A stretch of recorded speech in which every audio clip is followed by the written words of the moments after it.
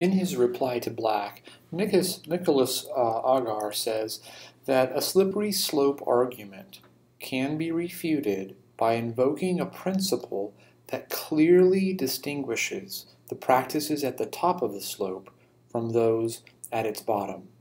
And then he gives what he thinks are three differences between Hitler's eugenics and the program of genetic enhancement that he wants to advocate, relevant to citizens of 21st century liberal democracies. Now, without canvassing the three differences, I just want to point out how his next small section says, look, the real problem with Black's chapter is that it oversimplifies the complexity of the modern world. So take another example.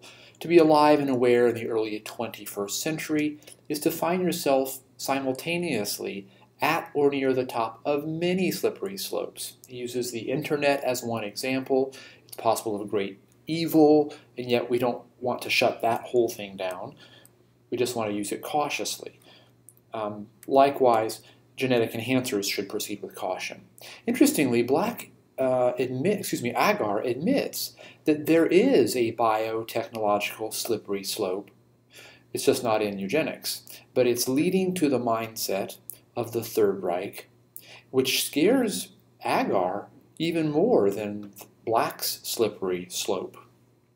And what is that? Well, Agar is worried about a slippery slope dealing with medical experiments on human subjects of the type conducted in concentration camps by Nazi doctors. In particular, he's worried about human experimentation where older, richer people try to get younger, poorer people to test drugs that will end up helping the older, richer people. He says, I find these terrifying prospects, this is Agar here, because I can see how they might come to pass in liberal democracies such as ours, societies that are cursed with an ever-widening gap between rich and poor. And yet, even here, Agar says, the correct response to their possibility is not to ban medical research on human subjects, it is to be vigilant. Okay, another important point before closing is the difference between genetic enhancement and eugenics. So there's possibility of talking past each other here, but Agar says, I defend some forms of genetic enhancement, Black attacks eugenics. So are we talking past each other? Not necessarily. Agar says, I think people like me, defenders of genetic enhancement, should accept that some of what they want to do is eugenics. But it's not the kind that includes all the evils of eugenics of past generations. Okay, so take the example of Francis Galton and his definition of eugenics, the science of improving stock. Galton, says Agar, wrongly thought that the poor quality hereditary material collected in the bodies of the poor. Unfortunately, Galton was limited by the biology of his day. Okay, so the fact, says Agar, that someone like Galton, writing in the late 1800s, had false beliefs about human biology is not surprising. He couldn't do any better, perhaps. So what's the point in saying that genetic enhancement really is a kind of eugenics, if it's avoiding the evil stuff that Black identifies? Well, retaining the term eugenics, says Agar, prevents a dangerous forgetting. Any kind of genetic modification is risky. Here's a nice example he gives of the Chernobyl disaster in Russia several years ago happened because the scientists practicing it were not aware of some of the risks.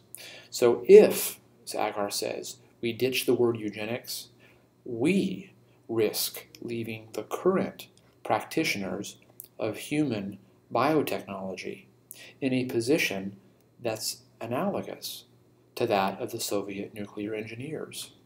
We should realize that we're dealing with highly explosive material here when it comes to eugenics.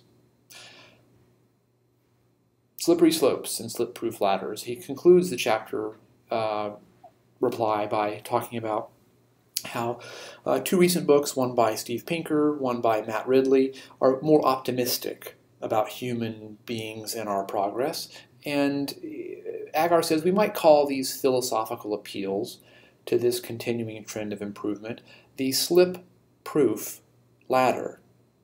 Now, interestingly, Agar says that these books by Ridley and Pinker may be factually correct. They may be true that humans are getting better and better at the way we relate to one another, but at the same time they may be motivationally dangerous because they make us sit back and just relax instead of keeping vigilant and exerting a lot of effort to make sure that we don't slip back to how we used to be. Now, he uses some examples from his own country about how sometimes portraying a very overly dramatized picture, whether it's drunk driving or genetic enhancement or whatever, can actually serve people's interests. He says sometimes the truth can set you free, but other times it just makes you too complacent. So, trying to offer a way of charitably interpreting Black's piece, Agar concludes, perhaps this is where we need Black's emotive language.